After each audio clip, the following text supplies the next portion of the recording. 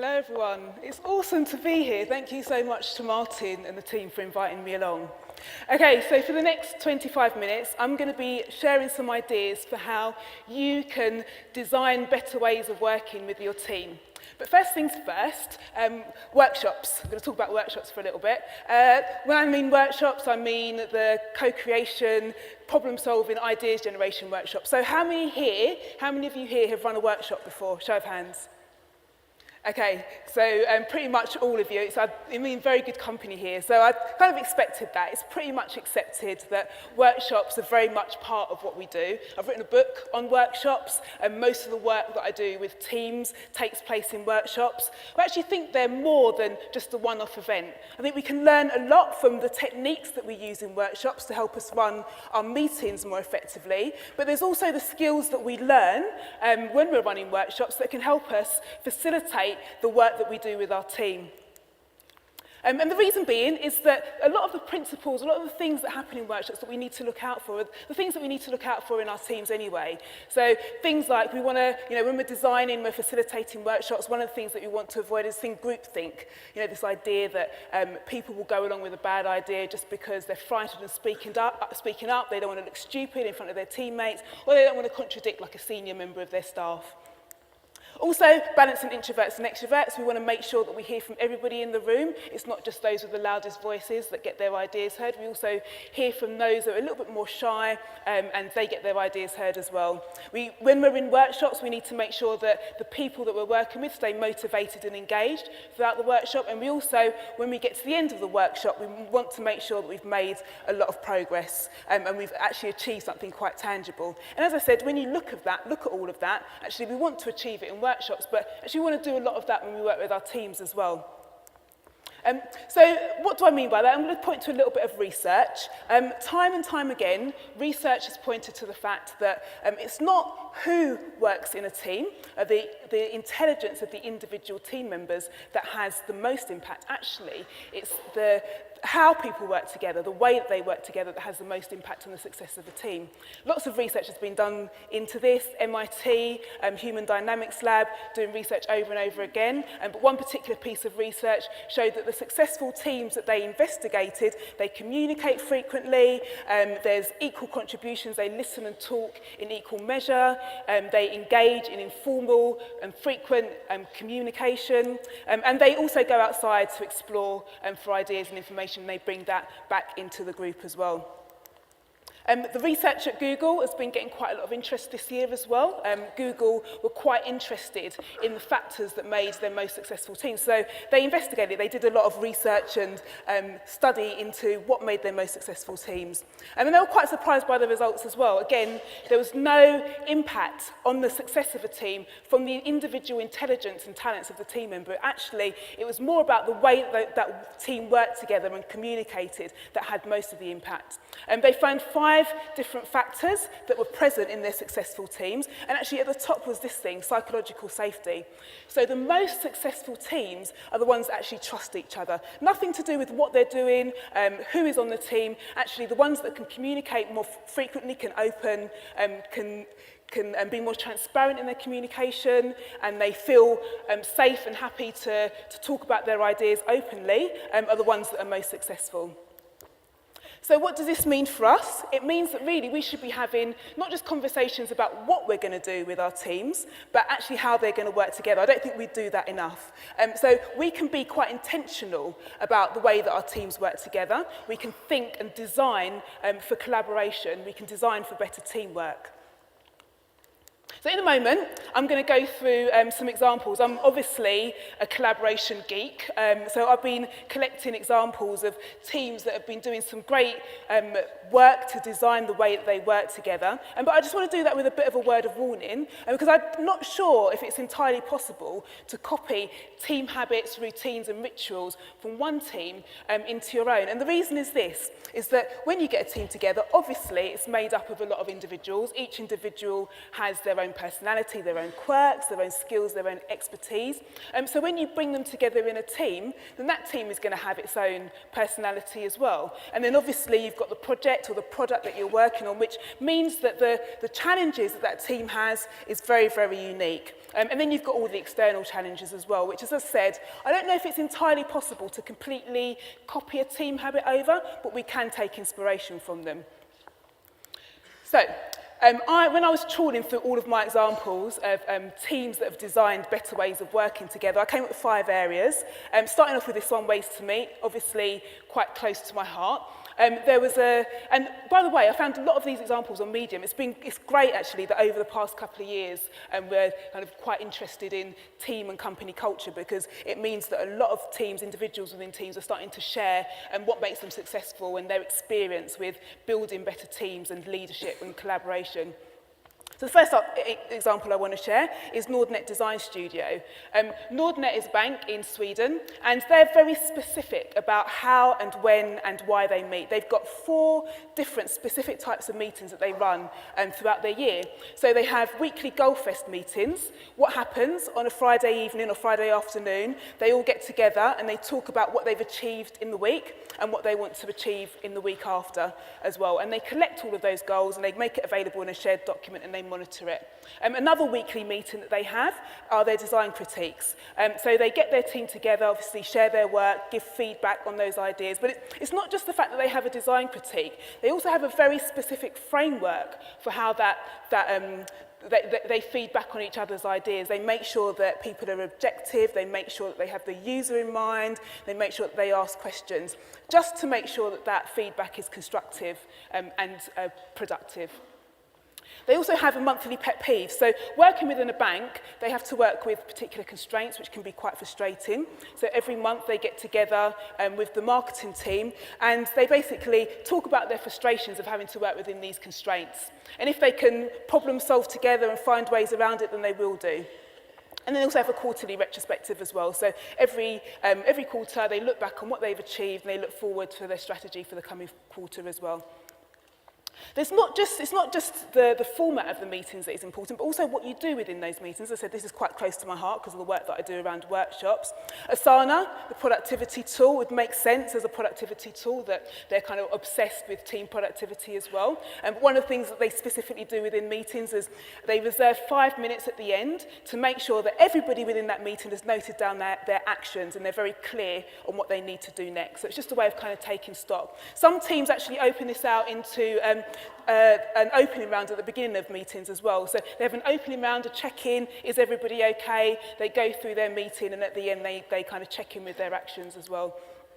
Elizabeth spoke earlier about Google Ventures design sprints, and she gave you the process for that. But there's another technique that they use, which I particularly like, called note and vote. So this is when they're finding it quite difficult to select an idea or brainstorm around ideas or move forward with an idea. And the way that it works is they get all their team together in a room, they give them a blank sheet of paper. Silently, which is quite important, silently, each team member brainstorms their ideas, all the ideas they have around this particular idea or particular challenge or particular problem. Then the team members are given another couple of minutes to select their top 2 ideas, and then they post them around the wall.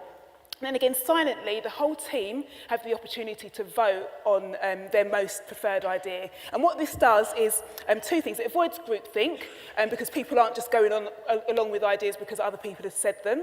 And also, it gives the introverts a chance to share their ideas and have a bit of thinking time as well.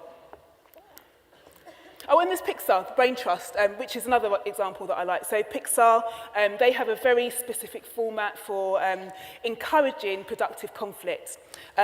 When a director is working on an animation or a production, they have a particular forum where all of the rest of the team get together and they're specifically asked to try and pick holes in it. So it's a space for productive conflict. The director is expected to be challenged on their ideas, and they can take those ideas or leave them, but it's a space that's set up specifically for productive conflict, which is really important in teams. We all often think that sometimes we just want to collaborate and get along, but the whole idea of having a diverse team, having people with different skills and expertise, is that we can kind of clash ideas against each other and go on and innovate. So this seems like a good point to give you some of my 5 tips for effective workshops, some things that you can do in meetings or workshops to make them more effective. First one, this idea of making time for individual thinking. Really important to help the introverts catch up and also to avoid groupthink.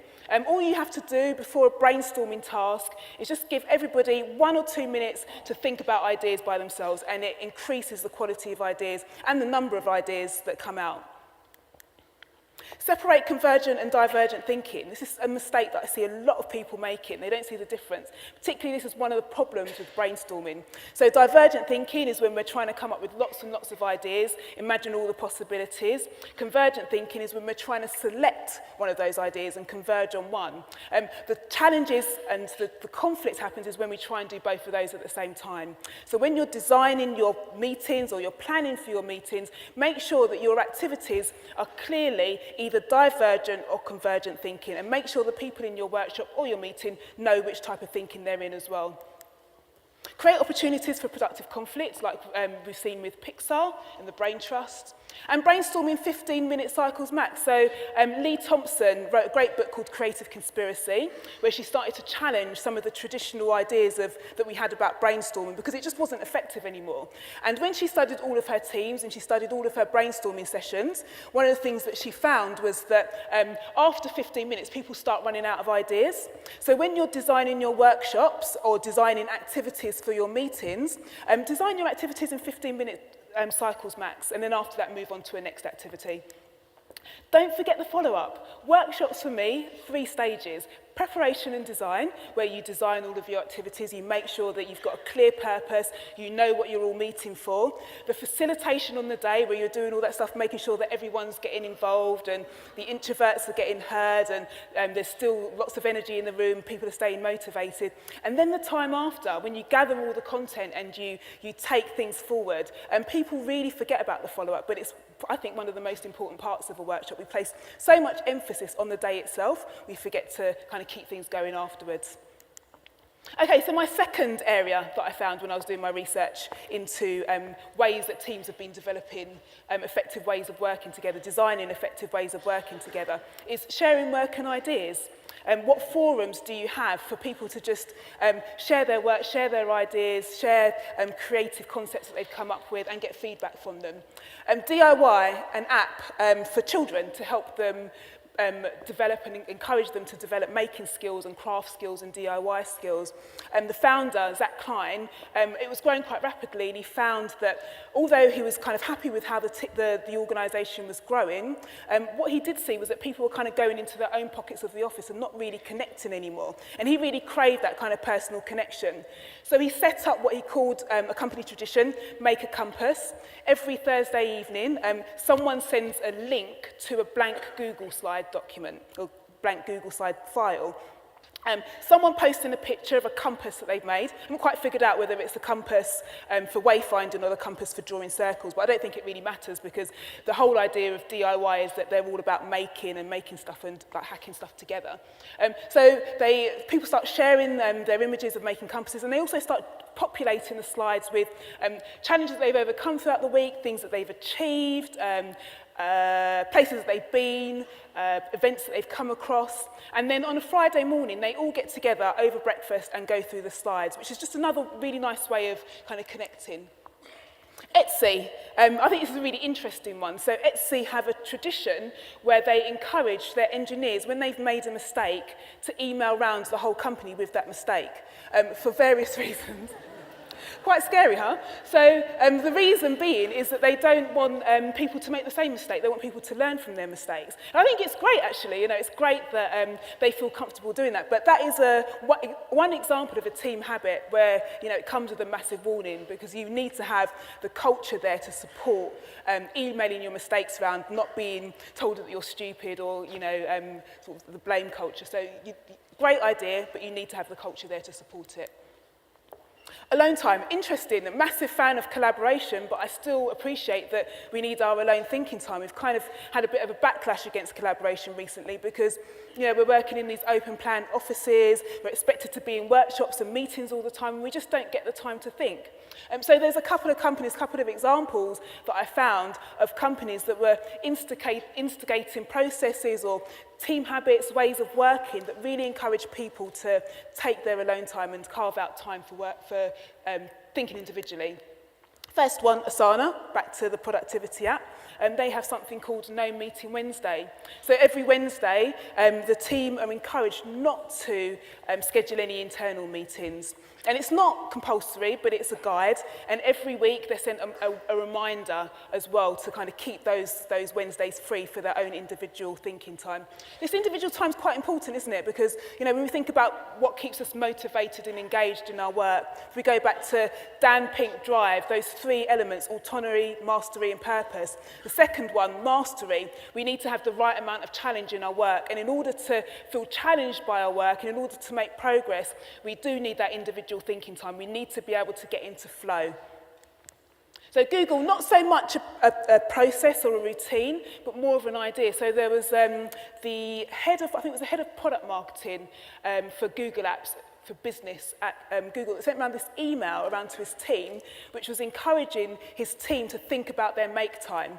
So that he saw a difference between manager time and make time. Manager time apparently is split into 30-minute slots because managers are always in meetings. Make time should be half day or full day because that's the time you need to really get into focus and find your flow. So he's encouraging his team every week to carve out their own make time so that they could get into this flow, they could do their individual thinking, they could get things done on their own. And he even went so far as well as to suggesting these different rhythms throughout the week. So Tuesday and Wednesday are apparently really good for make time. Fourth area, physical space. It's quite interesting because this area almost, until very late in me preparing my presentation, was about technology as well. And I did try to find some examples of how teams were using technology, and they did mention the tools that they were using, like Slack and InVision, etc. But actually, they placed more emphasis on the interactions that they had with their team members, which I thought was quite interesting. And there's no tool that's kind of taken over that personal interaction. It's only ever really a support. So Conta Azul, which is a technology company based in Brazil, what they wanted to do was they wanted to encourage more interaction and more accessibility into their design space. So what they did was they just moved the furniture around, and the reason they did that is they wanted to make the walls more accessible. And when they did that, what they found were people were getting up and starting to pin things on walls, collaborating over ideas on the walls, making their ideas a lot more visual. And it just encouraged a lot more team collaboration and communication. They're quite proud of the fact that they did all of that for under $50 as well. But this idea of getting up using the walls, also a good tip for your workshops as well. So when you're planning a workshop or you're designing a workshop, try and find a space where you can use the walls. There's research that shows if you get people standing up, using the walls, using their hands, actually it increases productivity and engagement in meetings and workshops. The final area, social connection. So if we go back to that research from Google, this idea of psychological safety and trust, one way to establish trust, or a really important way of establishing trust within a team, is to make sure that they have time to get to know each other. Atlassian have brought in this really nice concept called fika. So I'm sure Martin knows what this means, but it's a Swedish term, which means just have coffee together. So every Monday, it's Alistair Simpson, who leads the design teams at Atlassian, invites his team at 11 o'clock to have a coffee and just talk about what they did over the weekend. And it's not compulsory, it's just there if they want to do it. But it sounds like just a nice idea to do, but it's actually more than that. There's, again, research that has shown that when you get people connecting over beverages and food, it increases engagement. There's one example, Margaret Heffernan's book, Beyond Measure, which is a really great study of the small things that organisations can do that have a massive impact on their culture. She talks about an example of a consultant that went into a call centre and suggested that to increase productivity, actually the manager should encourage all of the staff to take their break at the same time. And the manager initially thought this would be terrible for productivity, but it wasn't. It was great. Productivity increased and profits went through the roof, so they actually instigated it company-wide. So don't underestimate the power of just a regular coffee together. I'm not going to actually talk about these ideas because I'm sort of running out of time, but I would encourage you to look up 2 areas. So Google ran these things called anxiety passes. If you Google it, you'll find the Medium post for it. And then also Gimlet Media, the producers of that great podcast Startup, they ran something called Mix Week, where they encouraged people from teams to mix up and worked for 2 days on trying to produce a new podcast and just see what happened out of it. But I'm not going to go through them, just have a look through them, search for them yourself. Okay, so these are my 5 areas: ways to meet, sharing work and ideas, alone time, physical space, and social connection. So have a think, in those areas, are you doing anything to really encourage your team to work better together? What are you doing already? Do you have any kind of habits and routines that are a little bit out of date that you need to kind of develop and kind of make these areas more effective? What can you do to design better ways of working together? Those examples that I gave you, what do they have in common? And this is important, actually. They're very specific. A lot of them talk about, what, when, how, where, why. And there's a reason for that. Again, if you're thinking about trying to change behaviour, design new behaviours, design new team habits, then being very specific about how that action, that behaviour, that habit will take place will increase the chances that it will actually happen.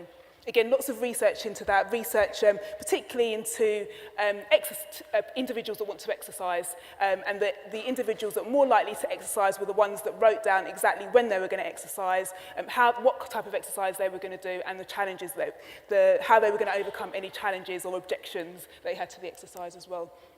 There's often someone that starts or facilitates the process. So these team habits don't just happen by themselves. They might happen after a while once you get into a routine, but initially there needs to be some kind of facilitator. And that might be you if you're kind of managing your product teams. It could be someone else. But there's someone who sends an email out to a Google Doc or invites people for coffee. There's someone that facilitates and starts the process. There's a trigger.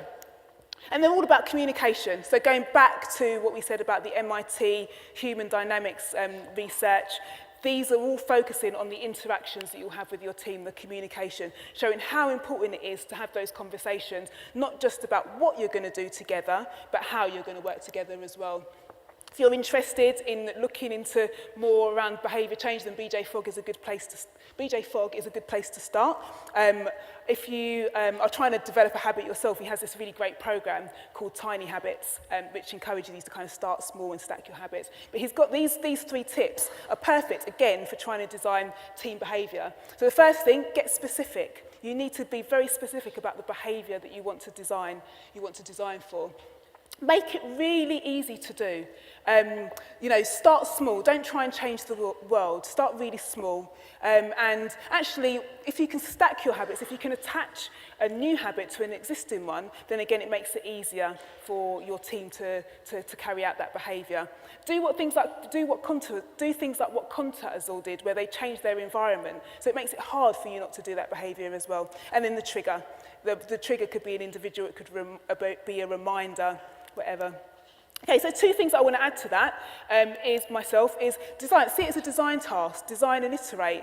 This isn't one behaviour that you have to design, instigate, and then keep going forever. Actually, you're going to learn from how that behaviour evolves and how your team are working. Maybe you need to change it. Maybe it doesn't work at all. But design and iterate. Look at this as a creative task. And review it regularly. There may be some subconscious habits that we've got that we don't even realise are ineffective. So review the work that you're doing, review where there's opportunities to design new behaviours, design new habits, and sit down with your team and talk about how that's going to work. So these are the things to ask your team. And how do you do your best work? That individual focused deep work is really important. People know how they work best. Design that into the way that your team works. Don't kind of deprive people of their individual time.